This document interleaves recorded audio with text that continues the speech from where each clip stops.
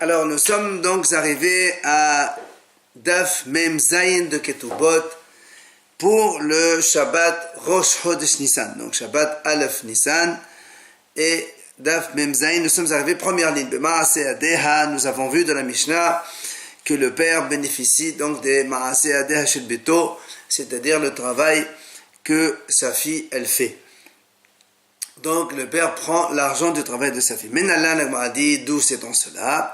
De Amar Ravuna, il a dit Ravuna, Amar Rav au nom de Rav, d'où on sait que le travail de la fille, c'est-à-dire donc les bénéfices que la fille tire de son travail vont au père. Parce que le pasuk dit, quand un homme il va vendre sa fille en tant qu'employé dans une maison pour donc être une servante. De la même façon qu'une servante, donc le travail qu'elle fait, ça va pour son maître. Afbat, la même chose, la fille, c'est pour son père. Alors là, on m'a dit, alors peut-être qu'on va dire, ça c'est valable uniquement pour une petite fille, puisque parce que le père, il ne peut vendre sa fille pour travailler chez quelqu'un que lorsqu'elle est à moins de 12 ans, c'est-à-dire elle est petite. Mais mais la jeune fille à partir de 12 ans, lorsque le père ne peut plus la vendre en tant que servante, peut-être alors dans ce cas-là, donc le fruit du travail de cette fille-là, le père ne peut pas en bénéficier. D'où on sait donc que même Nahara aussi, le père peut prendre l'argent. La Gemara répond, Mestabra, c'est une logique de Aviha Havu, que c'est pour son père. Pourquoi c'est une logique? Il dit parce que si tu dis que le travail de la fille il va pas à son père,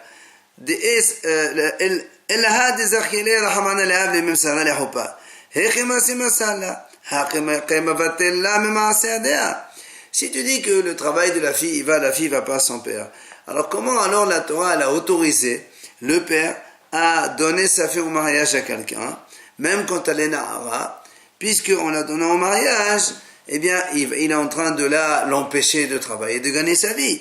Donc, un père, si vraiment l'argent ne lui appartient pas, il ne peut pas faire cela. Et là, c'est sûr que puisqu'il a la possibilité de la donner en mariage, donc de l'arrêter de travailler, c'est que le fruit du travail, c'est pour lui. Donc, voilà la preuve logique selon la Gemara. Alors, Parich Ravahai l'objecte. Peut-être qu'on va dire que le père ne peut pas bénéficier donc des fruits du travail de sa fille Nahara quand elle est jeune fille après 12 ans. Tu vas me dire, comme on a posé la question, sinon comment il peut la donner au mariage? Eh bien peut-être qu'il lui donne une indemnisation de cette durée de travail dont il la prive. Un ami de Masala Belinia, ou encore il peut la donner au mariage dans la nuit, et la nuit la fille elle travaille pas. Un ami de Masala Beshabbatot et Amim Tovim, ou encore je peux te dire que le père il a marié sa fille pendant Shabbat ou Yom Tov, ou de toute façon elle ne travaille pas, donc c'est pas encore une preuve. Alors la Gemara répond, Ella ketana la slichakra. La Gemara dit en fait, quand on a fait tout à l'heure l'enseignement à partir de Maaseh Yim Kodesh Beto le Amar, quand un homme il vend sa fille en tant que servante, nous on a dit comme la fille il peut la vendre en servante et que les fruits de son travail c'est à son maître, eh bien la fille aussi c'est à son père. Alors tu m'as dit peut-être que c'est une ketana. Elle m'a dit non, ketana la slichakra. On n'a pas besoin d'un pasuk pour te dire que le fruit du travail d'une petite fille va à son père. Pourquoi? Parce que si déjà le père il a le droit de vendre sa fille en tant que servante, tu vas me dire qu'il n'a pas le droit de bénéficier de son travail. C'est sûr qu'il peut bénéficier de son travail sans aucun problème. Donc l'enseignement que l'on fait, ce ne sera pas pour la petite. Et là, donc l'enseignement, c'est pour la jeune fille et non pas pour la petite. Après, on a vu dans la Mishnah, le père, il est zakai b'hafarat nedareha. C'est-à-dire que le père peut annuler les vœux de sa fille. Là encore, la Gemara pose une question. Min Allah, d'où sait-on cela? Eh bien, un rapport de pasuk dans la paracha de Matot là-bas qui dit, Dertiv ben oreha bet aviha, dans son enfance, eh bien, elle est dans la maison de son père. De là, Hachamim ont dit que le père peut annuler les vœux de sa fille. Ensuite, on a dit dans la Mishnah, le père, il peut recevoir le guet de sa fille. Là encore, Menalin, la dit d'où c'est en cela. Et on répond, comme dans la Torah, on a donc rapproché, c'est-à-dire elle sort par le divorce, après elle veut se marier, et comme la Havaya, le père, il peut marier sa fille, la Yitzia, donc la sortie, le divorce, le père peut recevoir le divorce. On a dit, le père ne peut pas manger les fruits des biens que sa fille a amenés dont elle hérite de sa mère. Donc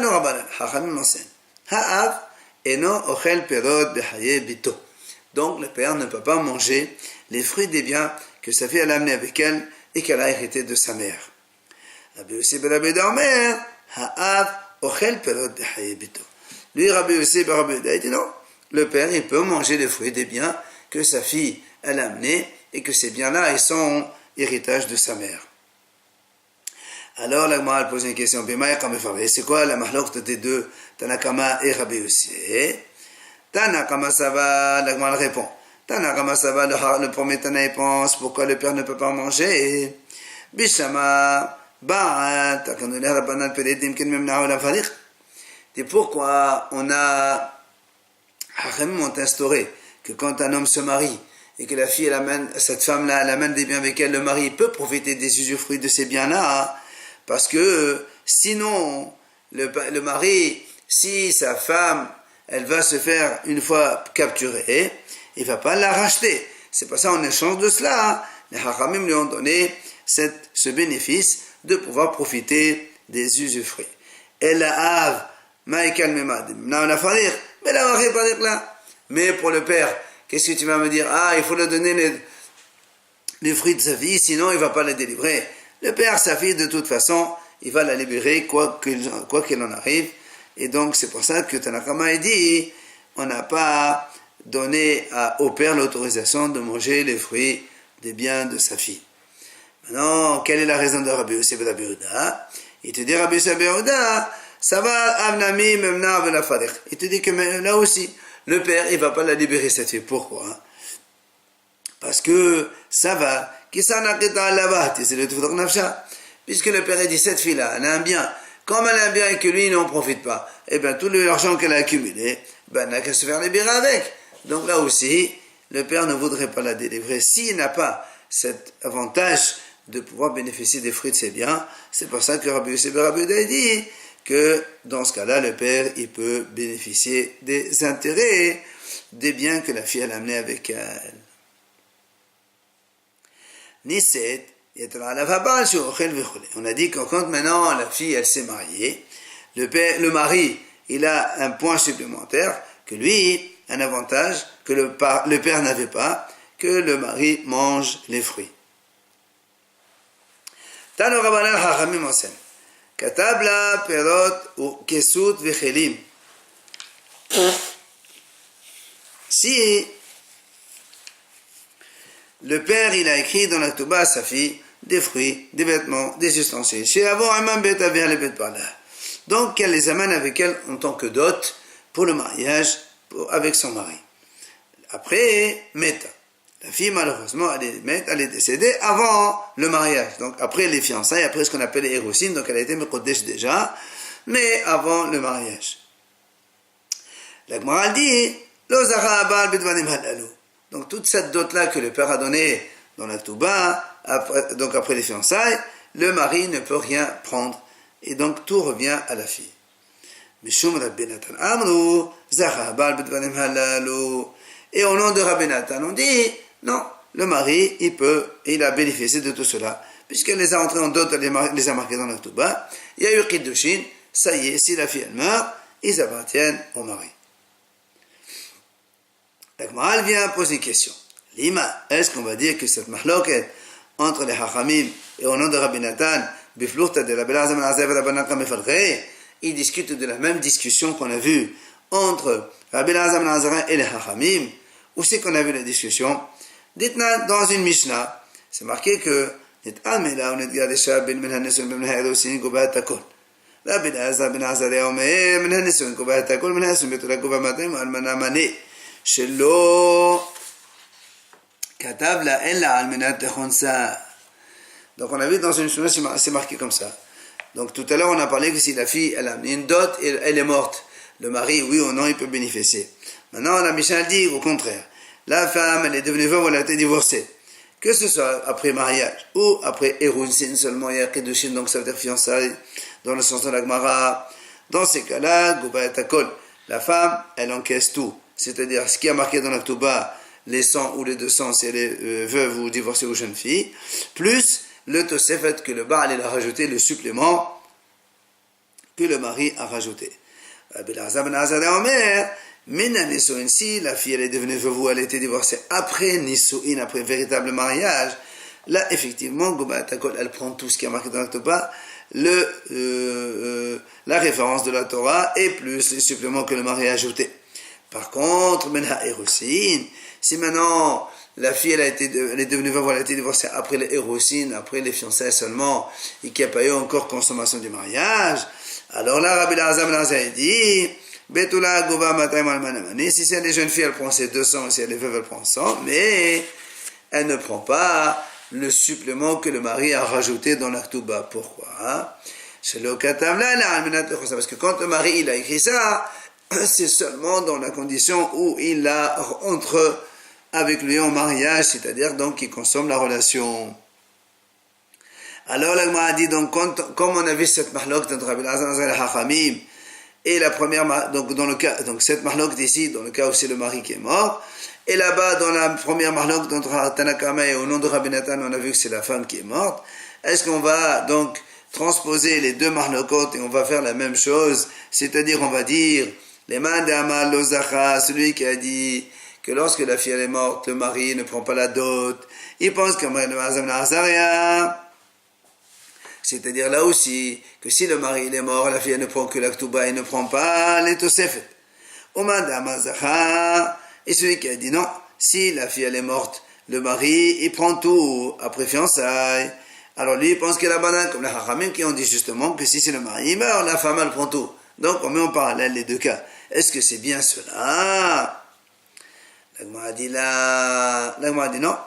Je peux te dire, tout le monde pense comme Rabbi Elazar ben Azar, comme quoi la femme, quand le mari meurt, après fiançailles, elle ne prend que la Ktouba seulement, elle ne prend pas Tosefet. Alors pourquoi dans le cas où c'est la fille qui meurt, il y a mahloket? Il te dit, celui qui a dit que si la fille elle meurt, le mari ne prend rien, que Rabbi Elazar ben Azar, comme il a dit exactement Rabbi Elazar ben Azar. Maintenant, au Mandé Amazachai, celui qui a dit au nom de Rabbi Nathan que le mari peut prendre la dot de la fille quand elle est morte après fiançailles, il te dit c'est différent par rapport au cas de Rabbi Elazar ben Azar. Pourquoi c'est différent? Quand est-ce que Rabbi Elazar il a dit que la fille ne prend que la Ktouba? Elle l'a médité, c'est quand le fait le supplément, c'est le mari qui donne à la fille. Et là, nous on sait, nous c'est que le mari ne veut donner cet argent supplémentaire que quand il y a eu consommation du mariage, il y a eu donc repas et remariage vrai. Mais quand il n'y a que des fiançailles seulement, c'est pas dans cette intention qu'il voulait donner le supplément. Mais aval me dit les dédés, mais ce que la fille elle amène avec elle comme dot, là,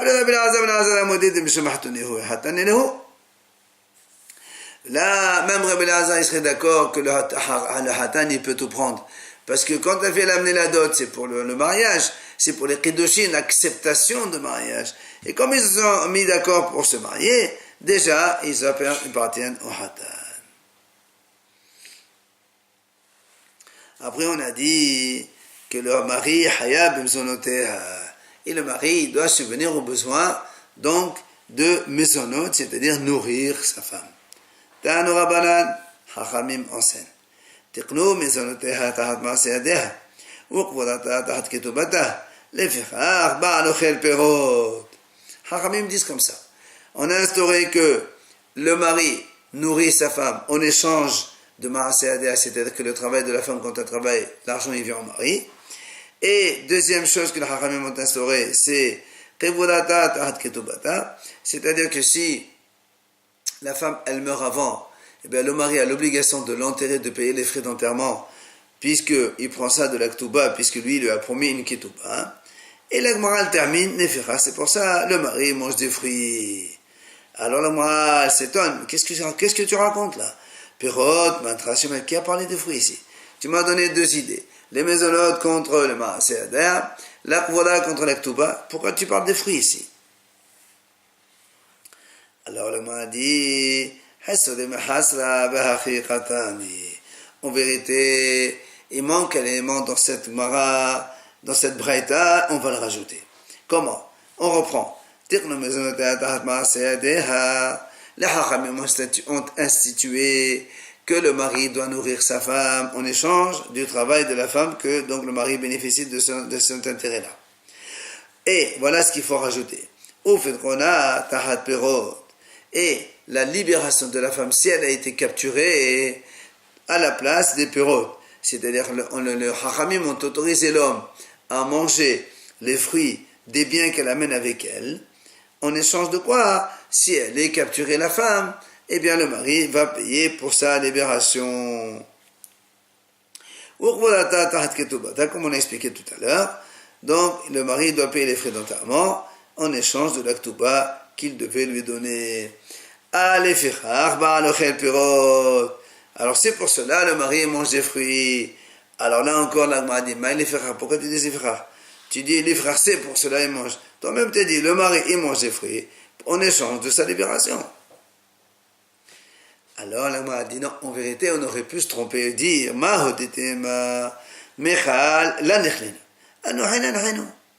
j'aurais pu te dire, c'est vrai, que le mari, quand il se marie, il prend les fruits de sa femme, il ne les mange pas, il les met de côté. On ne sait jamais, si un jour elle est capturée, il peut payer la rançon pour la libérer. Dans ces cas-là, le mari, s'il sait qu'il ne mange pas, eh bien, il ne va pas la libérer. Que c'est mieux comme ça, parce que c'est mieux que le mari il mange des fruits. Comme ça, si un jour sa femme elle est capturée, il va pouvoir la libérer. Et Zimnin de la malo, des fois que l'argent de ce qu'il a mangé, ça suffit pas, et le mari il est obligé de rajouter de lui-même. Quand il a mangé les fruits, alors il va payer, il va rajouter. Mais si tu ne lui donnes pas la possibilité de manger les fruits, c'est sûr que c'est pas évident. Alors là, on m'a posé une question. Mais pour Hana, pourquoi je n'inverserai pas? C'est-à-dire, toi, tu m'as dit, les mésonotes, c'est en échange du travail de la femme. Et les fruits, c'est en échange de la libération. Pourquoi on dit pas le contraire? Les mésonotes, c'est en échange de sa libération. Et les fruits, manger les fruits, en échange de son travail à elle. Amar Abaye, non, pas comme ça. On ne peut pas faire comme ça. Pourquoi?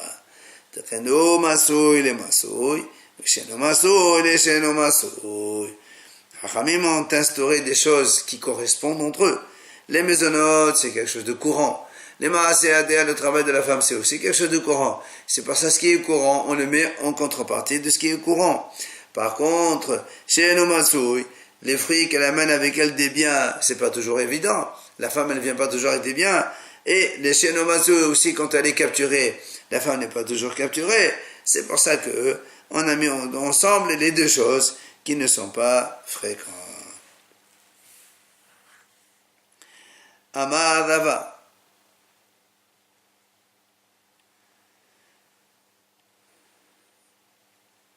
Haïtana Savad Mesonot Medeoraita. Comme on a dit tout à l'heure, que les Hachamim ont instauré les mésonotes à la place de Maaseh Adéa. Viens Rabbi dit non. Il y a un Tana qui pense que les mésonotes, c'est pas les Hachamim qui l'ont institué, c'est Minatora. Où tu as vu ça? Détania, She'era Elo Mezonot. C'est marqué dans la Torah, là-bas, dans la parashat Mishpatim, She'era, Kesada Veronata, Lo Ira. Hachamim dit She'era, ça veut dire les mésonotes Donc le mari doit subvenir aux besoins, donc nourrir sa femme. Et d'où tu sais que chez Era c'est mezonot, Omer, ce qui ne mangeait les restes de mon peuple, et on voit bien que le mot arlo manger se trouve à côté du mot she'al, qui chez Er, c'est la même chose. Kesuta, le deuxième mot de la Torah est marqué Kesut, c'est Kemashmao, comme son nom l'indique, ce sont des vêtements. Enfin, Onata, c'est quoi Onata? Zo'onaha amora Torah, c'est donc l'obligation de devoir conjugal que la Torah, elle donne dans le cas où un mari se marie avec sa femme. Et là, le Gemara ramène une preuve de Laban, quand il a rattrapé Yaakov, il lui a dit, fais attention de ne pas faire souffrir mes fils, c'est-à-dire de les priver du devoir conjugal. Maintenant, Rabbi Elazar Omer, Rabbi Elazar, il donne une autre explication. She'era zo'ona. Il dit, le mot she'era, c'est pas la maisonnante, c'est pas la nourriture. Se'ona, c'est le devoir conjugal. La preuve, V'chen hu omer, ish el kol she'el besaro, lo teqrevu lechalot erva. C'est marqué dans la Torah, un homme, il ne doit pas dévoiler la nudité de she'er besaro. Tu vois bien que le mot she'er, ici, comme dans la Torah she'era, ça fait allusion aux relations conjugales. Kesuta, kemashmao. Donc l'exout, comme tout à l'heure, ça veut dire toujours les vêtements, donc ça ne change pas.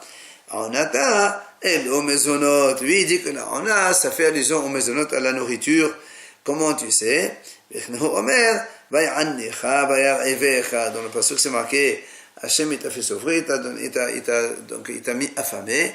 Ensuite, vayachilcha et haman, il t'a fait manger la manne. Tu vois bien que le mot vaya'annecha ici, ça vient du mot ona. C'est pour ça que Rabbi Elazar il a dit que she'era c'est la ona, le devoir conjugal, et onata c'est la nourriture. Enfin, Rabbi Elazar ben Yaakov nous donne une autre explication. Rabbi Elazar ben Yaakov dit she'era kesuta, comme ils sont marqués un à côté de l'autre, les formes she'era heten kesuta. À la mesure de son she'er, de sa nourriture, eh bien tu lui donnes ses vêtements, c'est-à-dire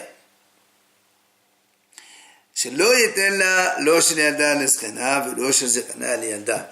donnes pas des vêtements d'une jeune fille à porter par une vieille, ni les vêtements d'une vieille à porter par une jeune femme.